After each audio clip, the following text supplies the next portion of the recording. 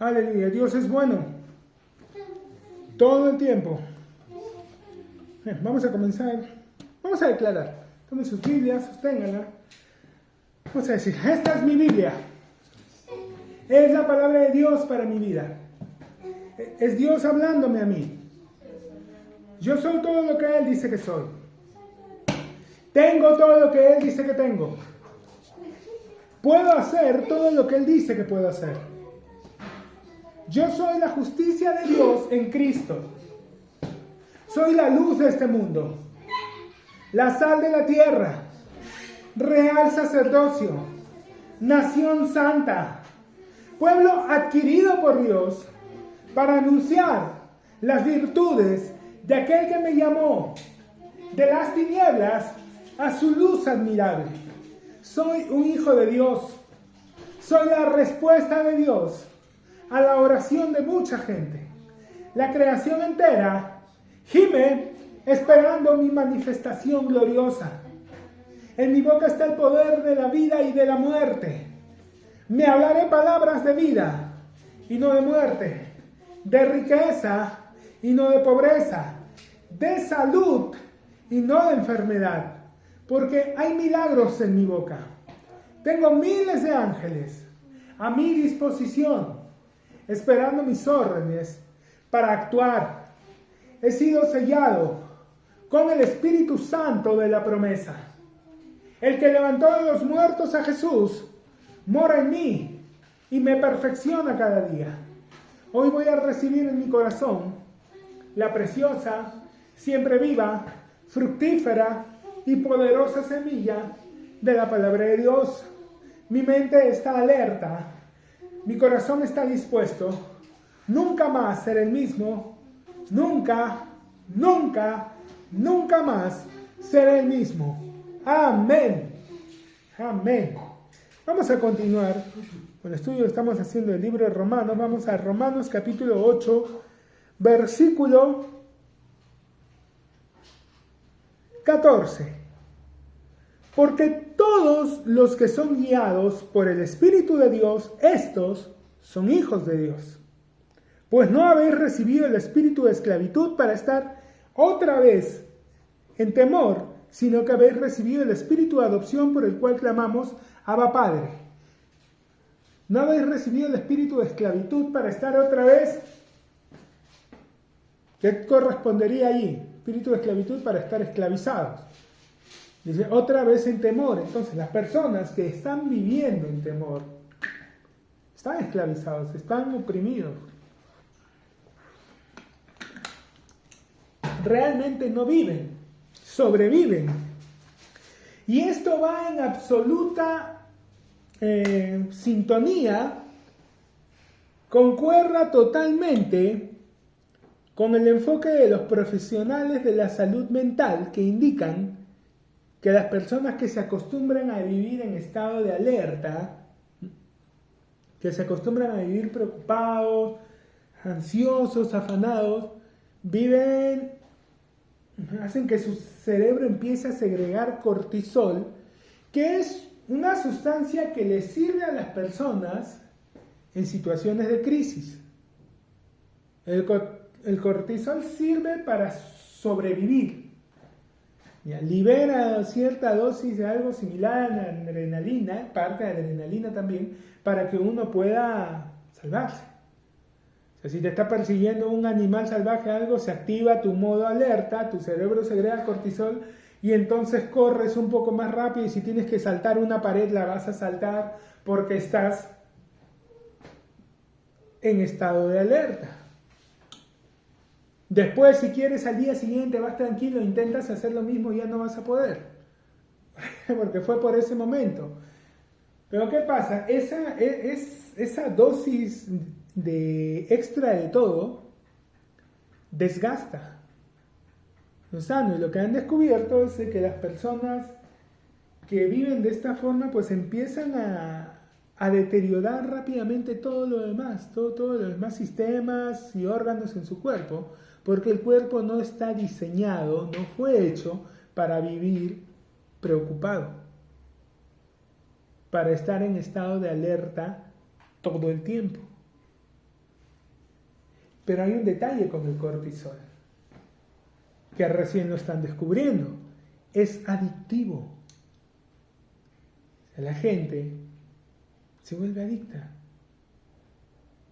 Así como hay gente que se vuelve adicta a la adrenalina y todo el tiempo quieren estar viviendo emociones fuertes y por eso los ves tirándose de un puente y saltando un avión en paracaídas y haciendo un montón de cosas porque esa sensación de riesgo y ya no viven igual sin eso.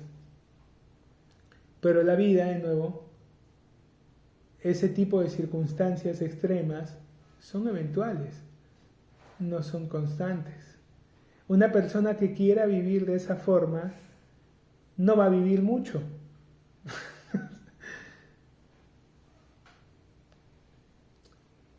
Hay muchos que son muy jóvenes acá. Algunos de repente ya... ¿Recuerdan? Había un personaje en televisión muy conocido, era Steve Irwin, el cazador de cocodrilos. Hasta ahora deben estar por ahí sus videos. Su nombre, ¿no?, ya te describe un poco cuál era su actividad, a qué se dedicaba, ¿no? Y no es que los cazaba exactamente. O sea, él se metía a los ríos, a los lagos y tomaba los cocodrilos y abría la boca y estaba allí. Era un australiano, así que estaba más o menos acostumbrado. Pero murió joven.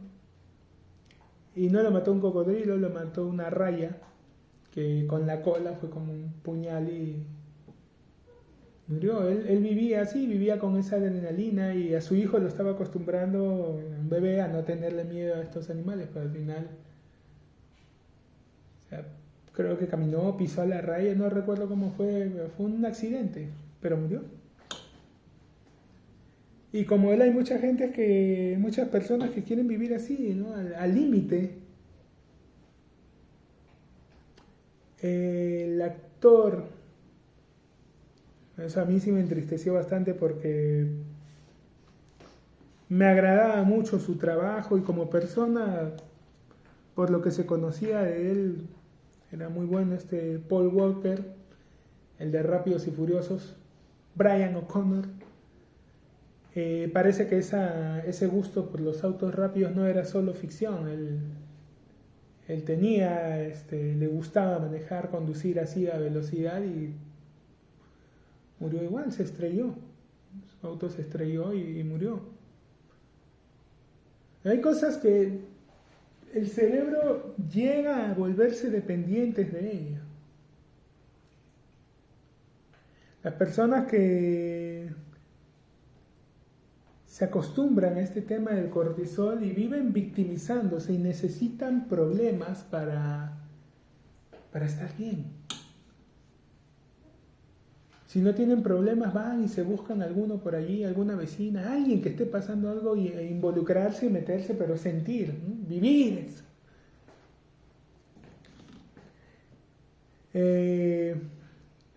Hay personas, por ejemplo, que se van a estos grupos de apoyo de Alcohólicos Anónimos, de gente que está saliendo de una adicción, aunque ellos no tengan ninguna adicción en particular, pero por la emoción de estas personas que entre ellas suelen darse apoyo, suelen consolarse, suelen abrazarse, y hay gente que va a esos grupos por eso, por tener esa emoción, ese contacto, ese momento.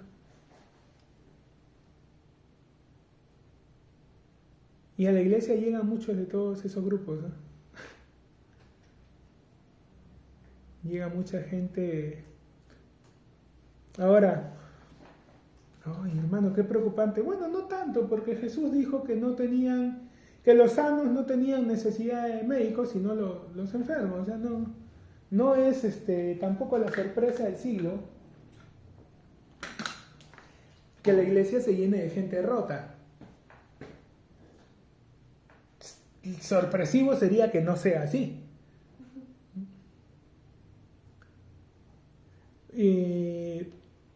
Todos nosotros estamos de alguna forma, en algún punto, si no rotos, quebrados, ¿no?, rajados, necesitando que Dios obre, sana.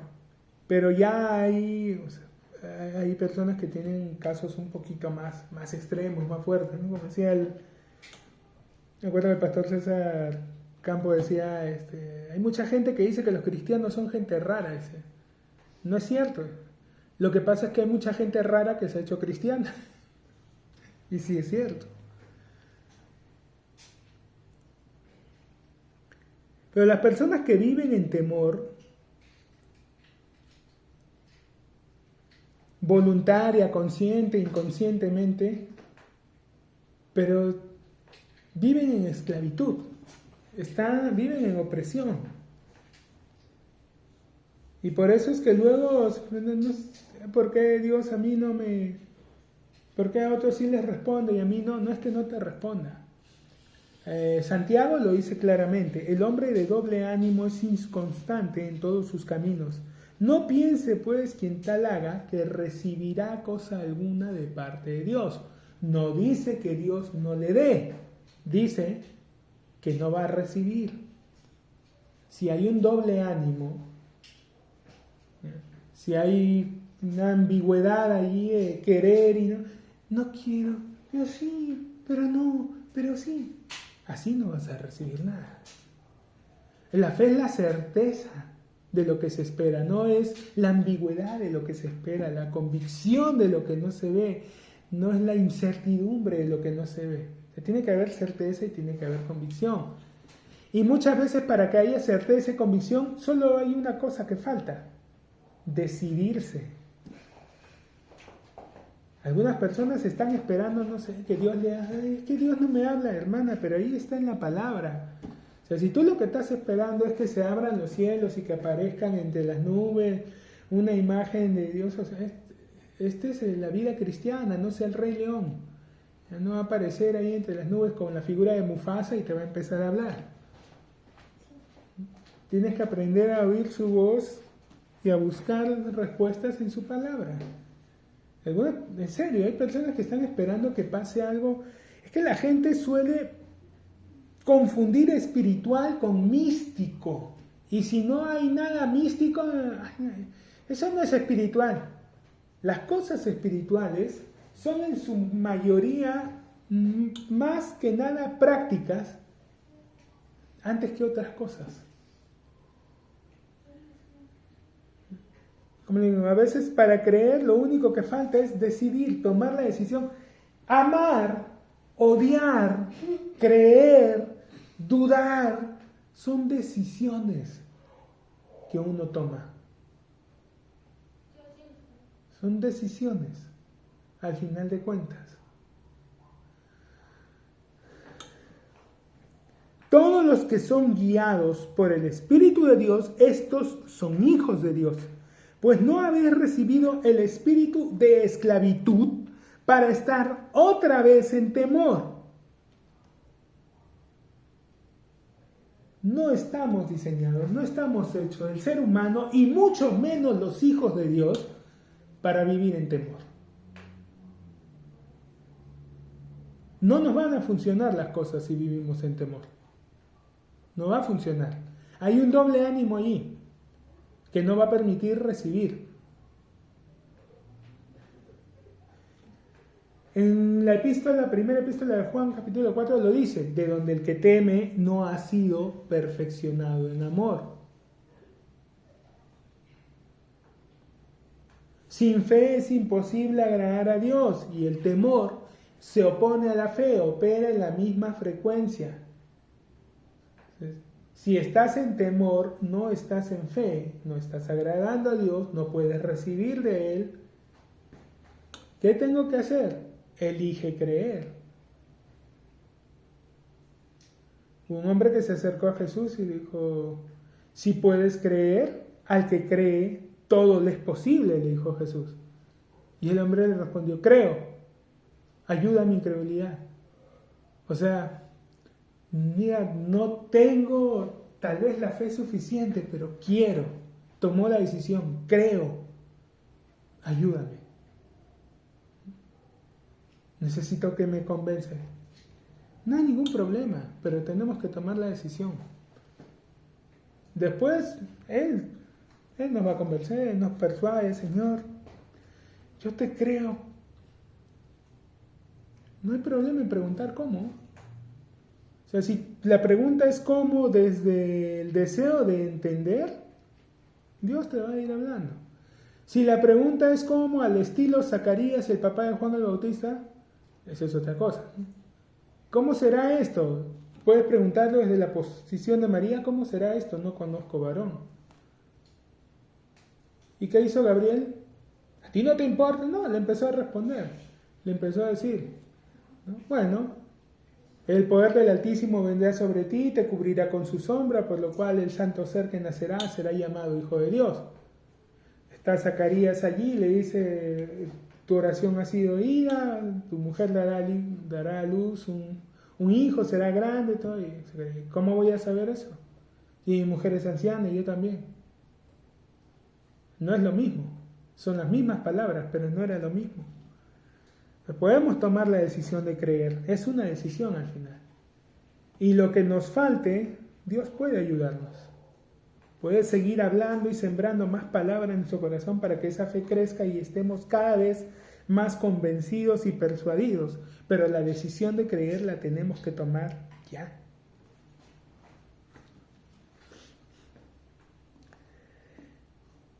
No habéis recibido el espíritu de esclavitud para estar otra vez en temor, sino que habéis recibido el espíritu de adopción por el cual clamamos, papito. Dios quiere que nos acerquemos con esa confianza, con esa cercanía. Los padres sabemos algo. Cuando tu hijo se acerca cariñosamente y te dice, papito, ya sabes que es para pedirte algo. Tanto cariño, tanta dulzura, no es gratis. ya lo sabemos. Muy bien. Viene con una sonrisa así, se te acerca. Están jugando todo y cortan su juego, cortan lo que estén haciendo, viendo televisión y vienen y se te acercan con una sonrisa. Ya sabes que vienen a pedirte. Es que no están interrumpiendo ahí su momento de gozo porque te están extrañando mucho. Vienen a pedirte algo. Dios no se incomoda con que las personas le pidan. Es más, muestra cómo hacerlo. Oh Señor, mira que no soy como este publicano porque yo sí diezmo, yo hago. Eso lo dijo Jesús, lo explicó. El publicano ni levantaba la cabeza, Señor, sé propicio a mi pecador. Es que el publicano salió de allí ministrado y no el fariseo. Pero Dios nos está enseñando cómo acercarnos a Él. No te acerques en tus fuerzas, no te acerques confiando en tus obras, en tu capacidad. Acércate cariñosamente. Ese es el error que muchas veces... Los niños nacen perfectos, ¿saben? Llegan a este mundo respirando bien. Los vicios después en la respiración los aprenden mientras van creciendo, pero llegan respirando espectacular. Miren a un bebé. Horas de horas no se queda afónico. Porque su voz está recontra bien colocada, está apoyando con el diafragma, está... Todo lo que después la gente va a estudiar para impostación vocal, para poder cantar, el bebé lo tiene innato. Sale de la barriga perfecto. Imita todo. Te sonríe. O sea, viene bien. Después va creciendo y va mutando en una cosa media rara que ya te empieza a mirar extraño. Y después ya llega una etapa, al principio cuando son niños sí, se acercan papito y te piden todo bonito. Después se acercan, ni te miran, ni te saludan, miran al piso y quieren que les des. El papito funcionaba mejor. Por eso Dios dice, habéis recibido el espíritu de adopción por el cual clamamos Abba Padre. Ahora miren, la adopción era diferente, o sea, ellos utilizaban la palabra adopción de una manera distinta como nosotros lo usamos. Cuando nosotros usamos la palabra adopción o decimos que alguien es adoptado, lo que entiendes es que se trata de una persona que no tiene ninguna familiaridad con el que lo está adoptando, ¿no? Es un niño extraño, o por ahí puede ser de algún familiar, pero no es alguien directamente su hijo. Sin embargo, ellos usaban este término para referirse a cuando el niño cumplía los 13 años y ya iba a ser considerado adulto. Entonces, para ellos usaban el término adopción para referirse a ese suceso, al hecho de dejar de ser niño y convertirse ya en un hombre, en una persona ya mayor de edad en su cultura. Y ese paso lo llamaban ser adoptado, o sea, ya entraba al círculo de los adultos, ya tenía voz, ya tenía voto. Pues, en su cumpleaños 13, por primera vez leían un texto ahí en la sinagoga, ¿no? Compartían, porque ya eran adultos, ya podían ellos también compartir la palabra. Sí. A ese evento, a ese suceso, ellos lo llamaban adopción.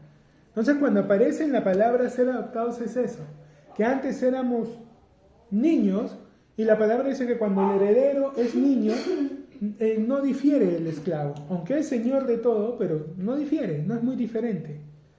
Se comporta, se viste, habla como los esclavos, pero cuando ya deja de serlo, cuando se involucra con la sociedad, cuando es parte de ella, ya su comportamiento no puede ser como el de los esclavos.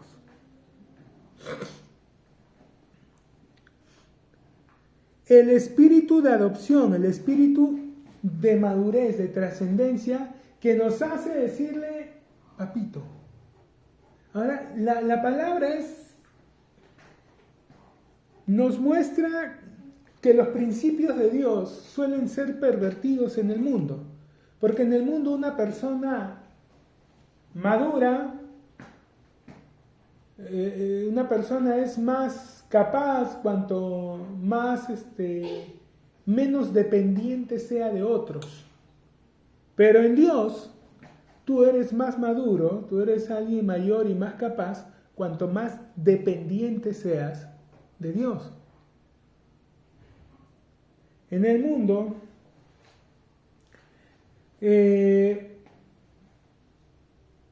tú das una imagen de madurez, de independencia, cuanto menos infantil sean tus actitudes.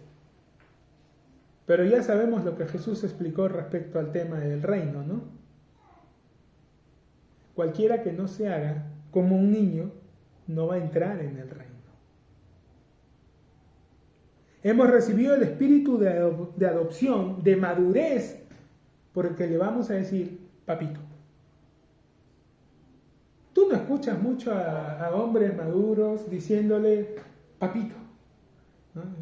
Papá, padre. Papito usualmente, como digo de nuevo, lo hacen los niños. Y cuando quieren pedir.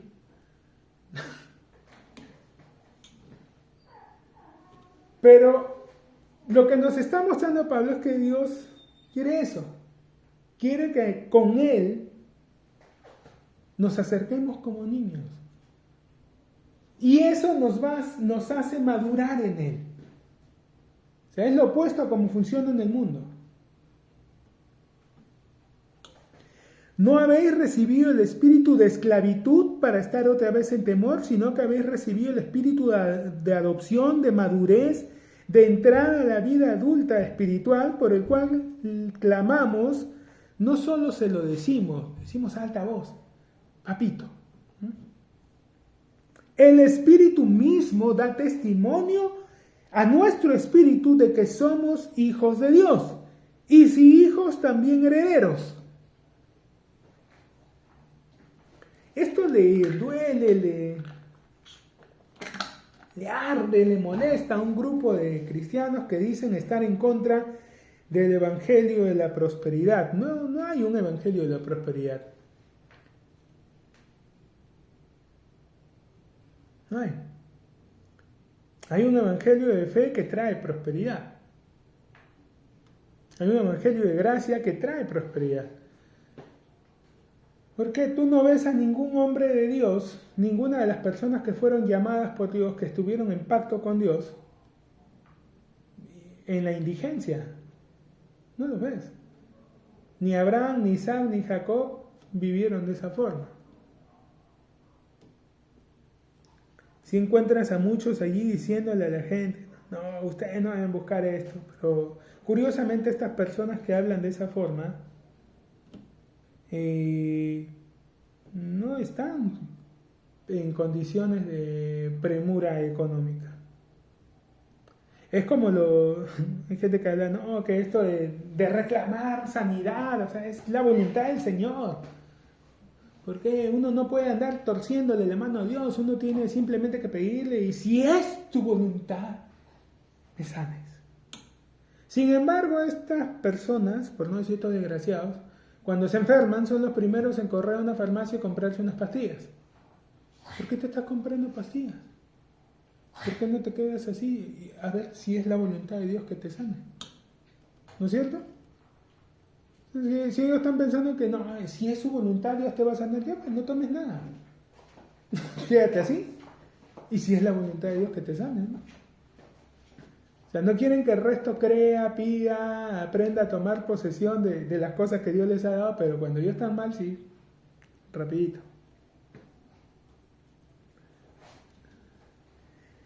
Es que esto no viene de Dios, este celo, entre comillas, no es de Dios, estas son doctrinas satánicas, salidas del infierno. ¿A quién más le puede molestar que la gente conozca la bondad de Dios? Sino al diablo. ¿Quién gana con que la gente no conozca a un Dios bondadoso y vivan enfermos, pobres, oprimidos? ¿Dios? ¿Dios se glorifica? ¿Dios gana algo con eso?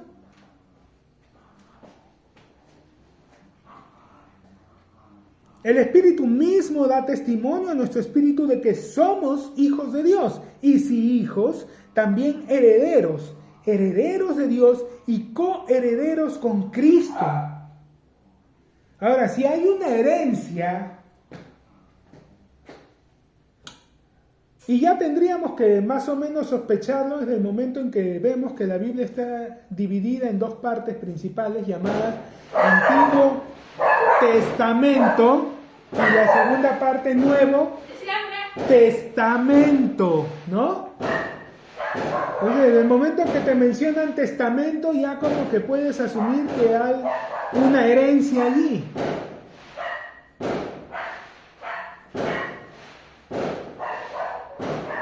El Espíritu mismo da testimonio en nuestro espíritu de que somos hijos de Dios y si hijos también herederos de Dios y coherederos con Cristo. Y se da el detalle de aclarar el punto, no solo herederos de Dios, sino coherederos.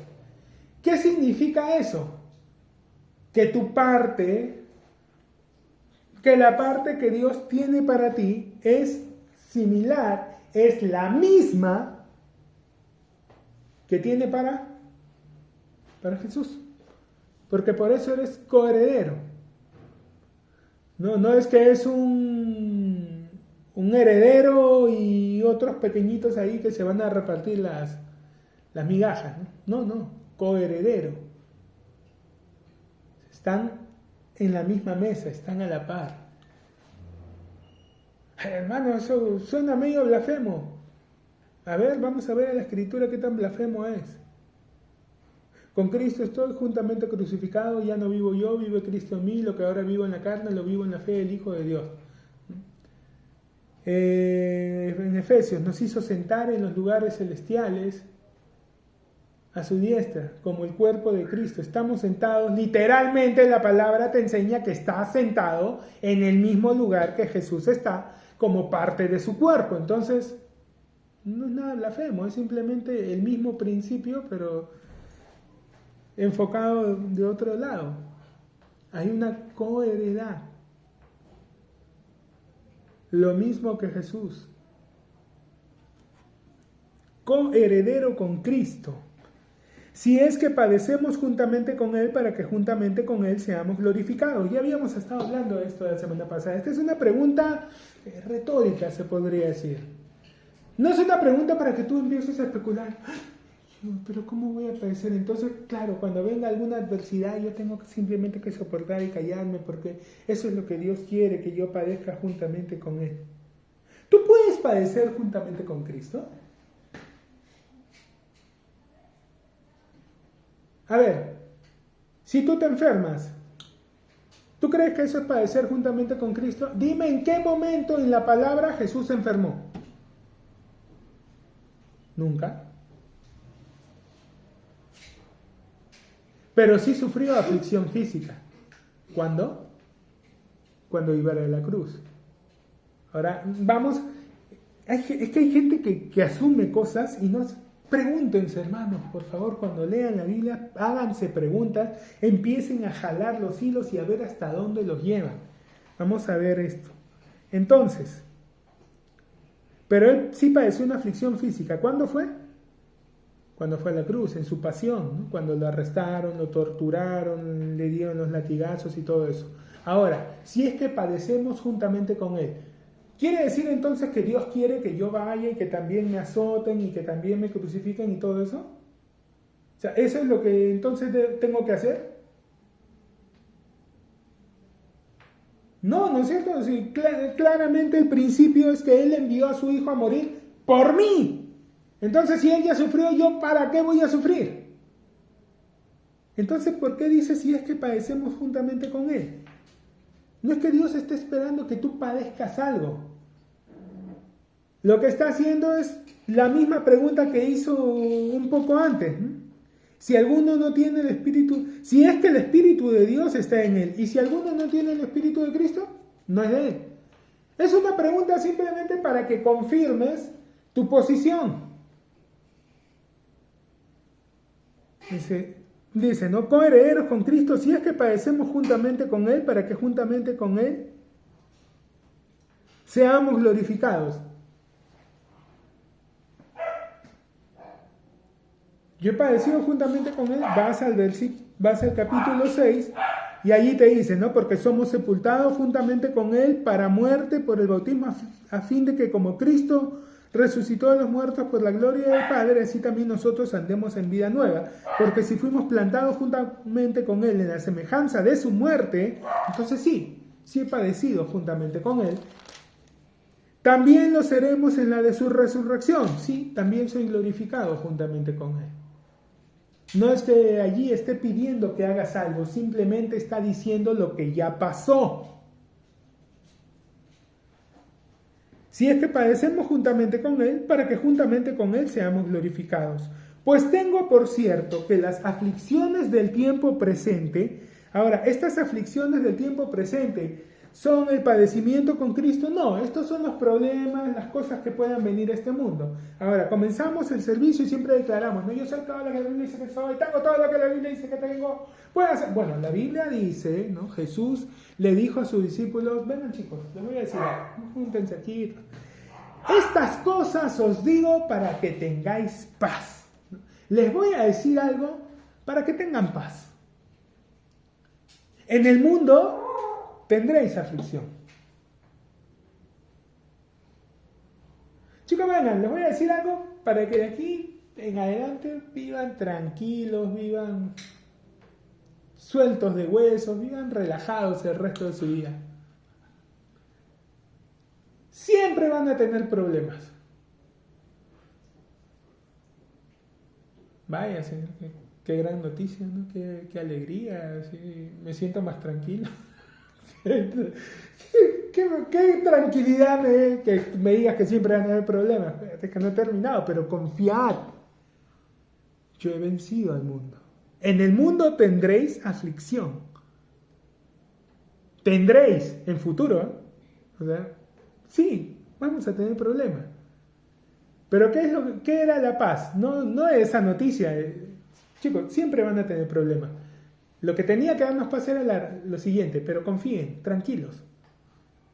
Yo he vencido al mundo, tranquilos. Siempre va a haber respuesta, siempre va a haber salida.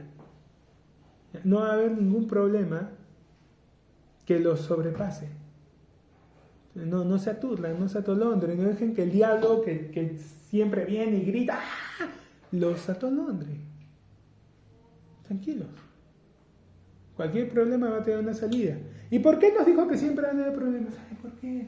¿Por qué Dios es así conmigo? No es que sea Dios así contigo. Porque Jesús sabe algo. Como tú vas a estar recibiendo todo el tiempo palabras de parte de Dios, Él contó algo en la parábola del sembrador. ¿Se acuerdan?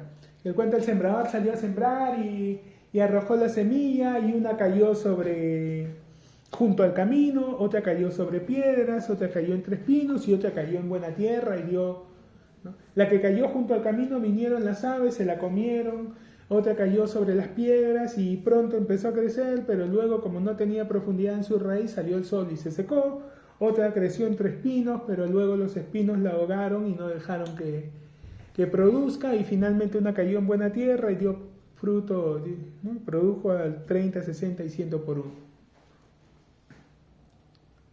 Y entonces él empieza a explicar luego a los discípulos. La semilla es la palabra de Dios, que es lanzada, que es sembrada. Y luego, el terreno sobre el que cae es el corazón de las personas. Y el estado de ese terreno depende de las personas. Pero no es el Señor. No, acuérdate que Él dice, sobre toda cosa guardada, guarda tu corazón. Tú guarda tu corazón, porque de él mana la vida. ¿Y cómo guardas tu corazón? Filipenses. Por nada estéis afanosos, antes sean conocidas todas vuestras peticiones delante de Dios, en toda oración, ruego, con acción de gracia, y la paz de Dios, que sobrepasa todo entendimiento, guardará vuestros corazones y vuestros pensamientos en Cristo Jesús. Entonces, ¿cómo guardas tu corazón?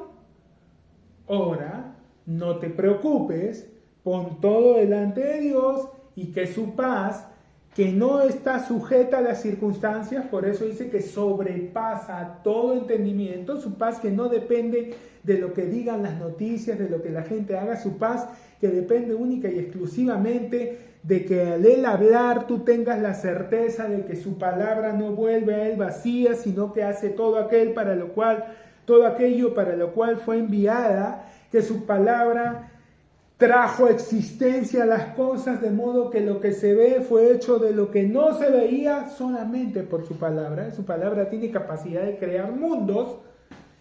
Que tengas esa tranquilidad de que si Él habló, no importa qué es lo que hay adelante, va a cambiar. ¿Por qué? Las cosas que se ven son temporales, las que no se ven son eternas. Todo estaba oscuro, todo era un caos y Dios dijo, sea la luz. Y hasta el día de hoy la luz sigue viajando, sigue expandiendo el universo. Desde hace miles, millones de años. ¿Por qué? Es que Dios nunca le dijo que se detenga. No le ha dicho, ya César, cálmate, detente allí. No. La soltó, dijo, sea la luz y el universo sigue expandiendo. Sea la luz. Y tú sales, bueno, acá en Lima no mucho. Gracias, Señor. Cuando estés en algún lugar donde puedas ver el cielo, las estrellas, vas a observar muchas estrellas brillando, y recuerda que varias de esas estrellas que alcances a ver ya no existen. Ya dejaron de existir hace millones de años, pero su luz sigue viajando y seguimos viéndola. ¿Por qué? Porque Dios le dijo a la luz que sea. No le dijo que se detenga.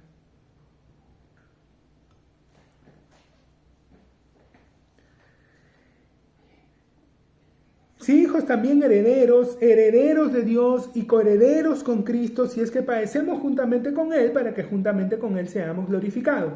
Pues tengo por cierto que las aflicciones del tiempo presente, que la persecución a causa de la palabra de la que habló Jesús en esa parábola, cuando se le explicó a sus discípulos, le dijo que hay una persecución a causa de la palabra. O sea, Satanás le tiene terror. moja el pañal cuando Dios habla. Y cuando una persona toma esa palabra, peor. Se desespera, entra en crisis, entra en pánico. Se aloca. ¿Por qué? Porque él sabe la capacidad que tiene esa palabra. Porque en 6.000 años de historia de la humanidad ha visto vez tras vez tras vez seres humanos por los que no daban un cobre con una palabra de parte de Dios transformarse en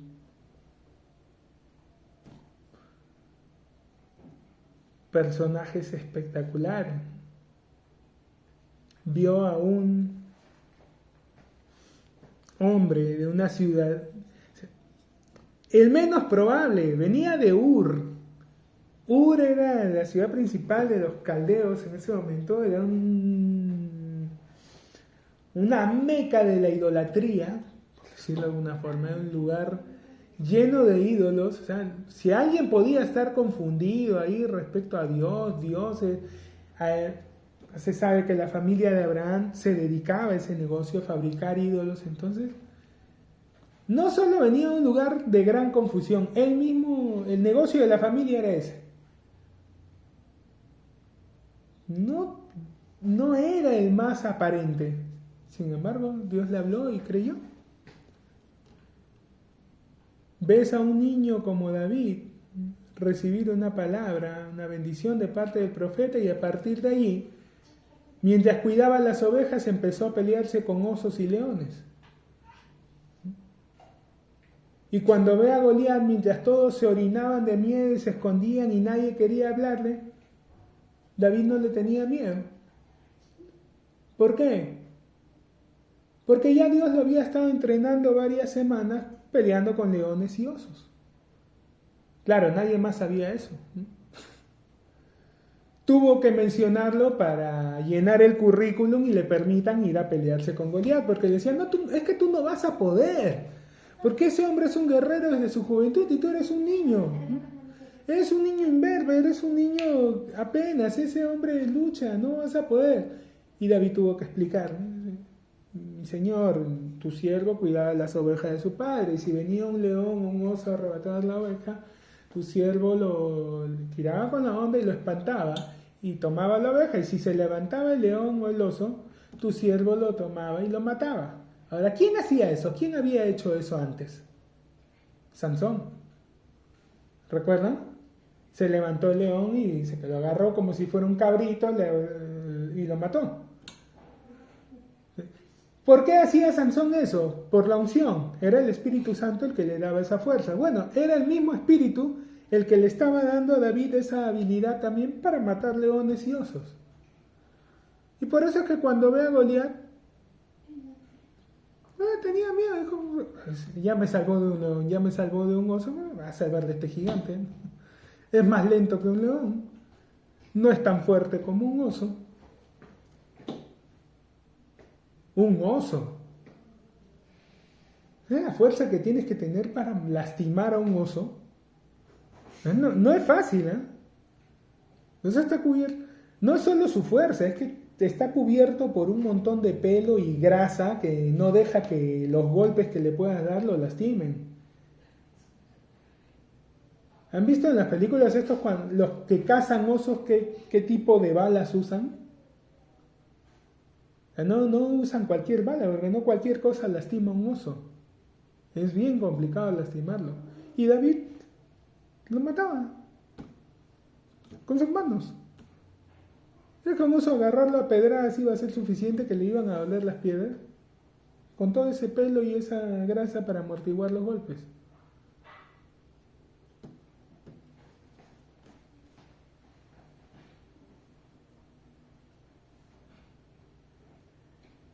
Entonces, él le tiene miedo a lo que la palabra puede hacer con una persona. Él sabe que puede transformarla en un superhéroe, transformarla en cualquier cosa. Y él no va a esperar a ver si es que la persona, no, pero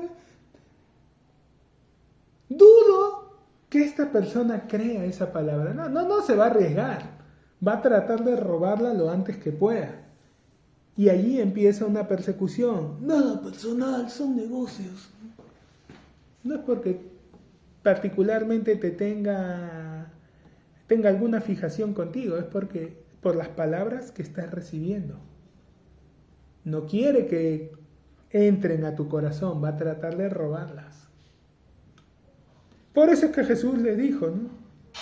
En el mundo tendréis aflicción. ¿Por qué? Porque iban a tener constante persecución por la palabra que recibían. Pero ahí les dice, no, pero confiad.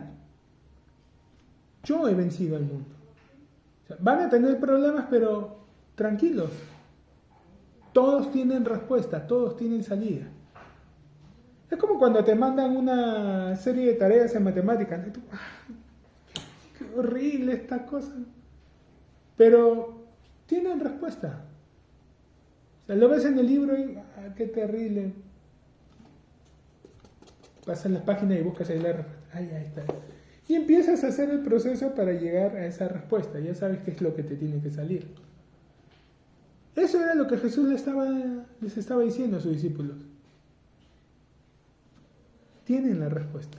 O sea, no se desesperen, no se preocupen. No worry, be happy.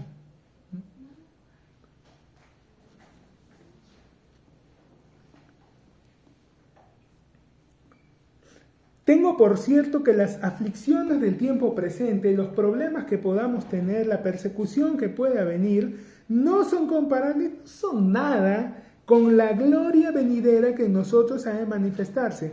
No es nada comparado con lo que Dios va a hacer. Hay algo que tenemos que recordar y es que Dios es maravilloso. Una semilla, y esto lo dijo Jesús, si la semilla no cae a tierra y muere, no va a producir. Tú puedes guardar semillas y de hecho han encontrado semillas de siglos guardadas, bien tapaditas y las pueden sembrar y funciona, pero mientras estén en un ambiente tranquilo, mientras estén en un frasco, apartadas de la humedad, apartadas de algo, van a estar allí, no va a pasar nada con ellas. Hermano, pero a mí una vez sí, yo guardé unas semillas y al poco les empezó a salir la raíz. Esa es la humedad. La humedad hizo que empiecen a germinar, pero si tú las tienes en un ambiente estéril, seco, bien guardadas, no va a pasar nada con esa semilla. Tiene que ser sembrada. La humedad del suelo, la presión de la tierra sobre la semilla, todo adverso es lo que hace que salga lo que está guardado dentro. Si no está en un ambiente incómodo, si la pones encima de la mesa no le va a pasar nada, no va a dar vida, no va a producir nada.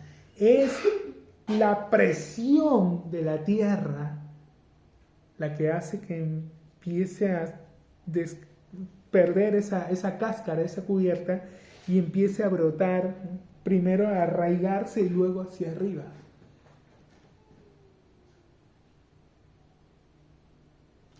No creces simplemente con esta palabra. El diablo en su estupidez no se da cuenta de algo. Nos hace un favor cuando viene y persigue esa palabra, porque nos empuja a creerla, a aferrarnos a ella, porque nosotros estaríamos muy cómodos. Qué bonito, mira, oye, sí, todo lo puedo en Cristo que me fortalece. Sí, todo lo puedo, qué bien me siento. Y ya, y te vas a tu casa y te sientas, pero después de Netflix estás ahí, viendo canchita y happy. ¿Te sirvió de algo? Sí, lo sé. Pero cuando viene alguna adversidad o algún problema, algo que te fuerza a tomar esa palabra y empezar a hablarla y a repetirla. Ahora, Sé hábil. Y entonces nunca voy a poder disfrutar de la vida. No sea hábil, pues no esperes a que el problema venga a ti. Tú anda. Por eso es que Él nos dijo, ¿no? Id y predicad el Evangelio a toda criatura. ¿Por qué? Para que enfrentes esas cosas, pero no en tu casa, sino en su terreno, en la vida de otras personas. O sea, no esperes ejercitar tu fe de sanidad contigo mismo. Ora por enfermos. No esperes ejercitar tu fe respecto a que Dios provee y es bueno. No esperes a que empieces a tener problemas, a que te falta, a que no te esté alcanzando para empezar a creer. Ora por gente que no tiene. O sea, que contigo la cosa siga funcionando. Ve y ataca al enemigo en su territorio. No esperes que él venga a atacarte.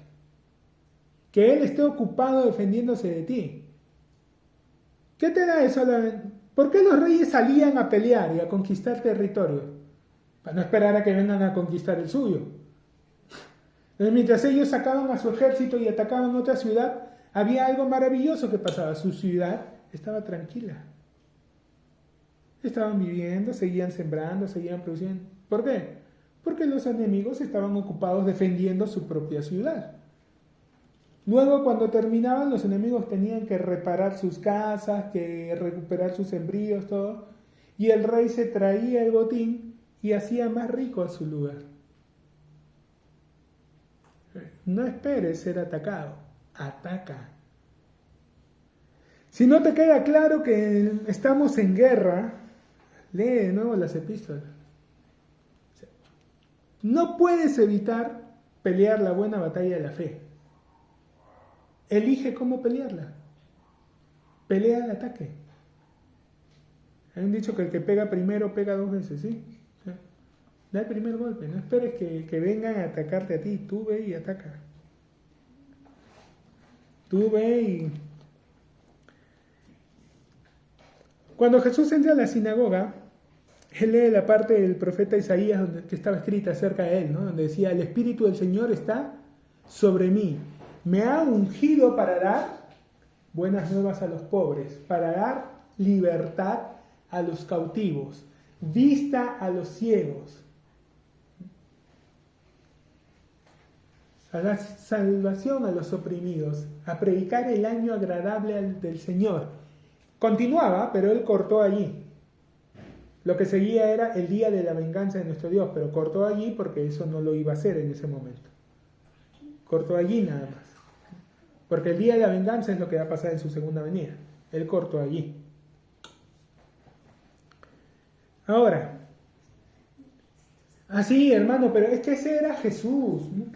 Ese era Jesús. Nosotros solo somos seres humanos, ¿no? Nosotros somos pecadores, salvos por gracia.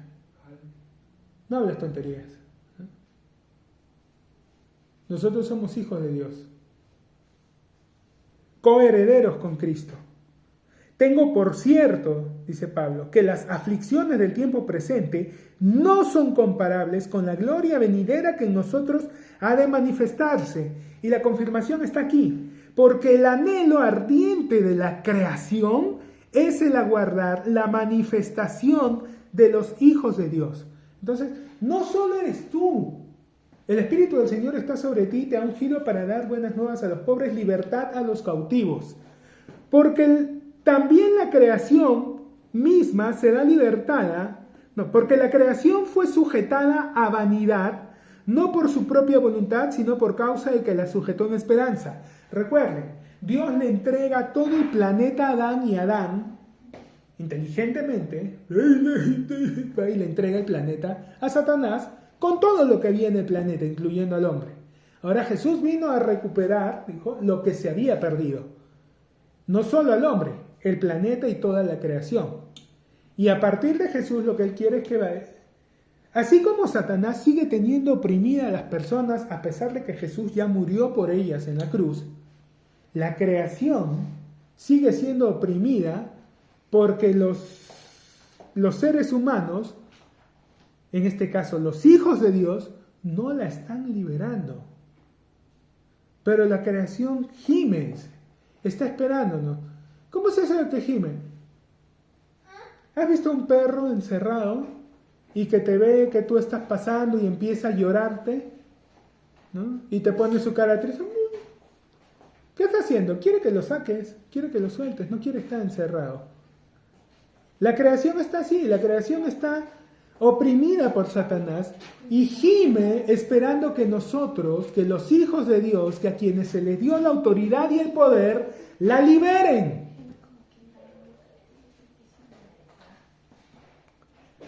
Porque la creación fue sujetada a vanidad no por su propia voluntad, sino por causa del que la sujetó en esperanza. Porque también la creación misma será libertada de la esclavitud de corrupción a la libertad gloriosa de los hijos de Dios. Los animales, las plantas, al principio tenían un diseño diferente. Fueron hechos con otro propósito.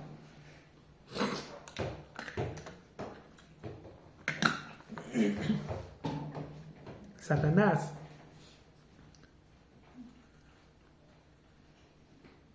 pervirtió el uso. ¿De dónde sale esto de las plagas? Que algunas especies se reproduzcan de una manera excesiva. ¿Por qué pasa eso? Porque el hombre ha desequilibrado todo. El hombre, guiado por Satanás, ha perseguido y extinguido algunas especies y ha creado un desequilibrio.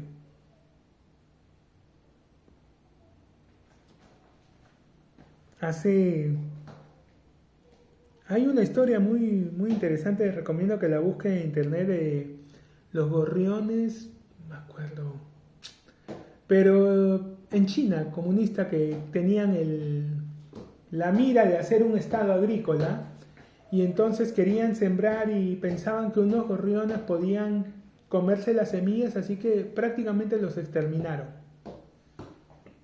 ¿Qué pasó? Al exterminar esos gorriones, los insectos que esos gorriones se comían, de esos sembríos, empezaron a aumentar y arruinaban todas las plantaciones. Tuvieron que traer gorriones de otro lado para ponerlos de nuevo ahí para tratar de equilibrar, pero todo al final fue un desmadre, porque estos que trajeron no se alimentaban de esos mismos insectos y todo lo desarmaron por, en su genialidad, querer mejorar las cosas. El ser humano ha causado esto por medio de que la sujetó en esperanza, porque también la creación misma será libertada a la esclavitud de corrupción a la libertad gloriosa de los hijos de Dios, porque sabemos que toda la creación gime a una y aún está con dolores de parto hasta ahora, y no solo ella, sino que también nosotros mismos, que tenemos las primicias del Espíritu, nosotros también gemimos dentro de nosotros mismos, esperando la adopción, esperando llegar a la madurez, esperando entrar en el círculo de los adultos, esperando la adopción,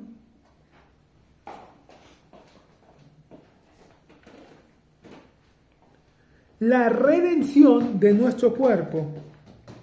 Porque en esperanza fuimos salvos, pero la esperanza que se ve no es esperanza, porque lo que alguno ve, hay que esperarlo, pero si esperamos lo que no vemos, con paciencia lo aguardamos. Y de igual manera el Espíritu nos ayuda en nuestra debilidad, pues ¿qué hemos de pedir como conviene?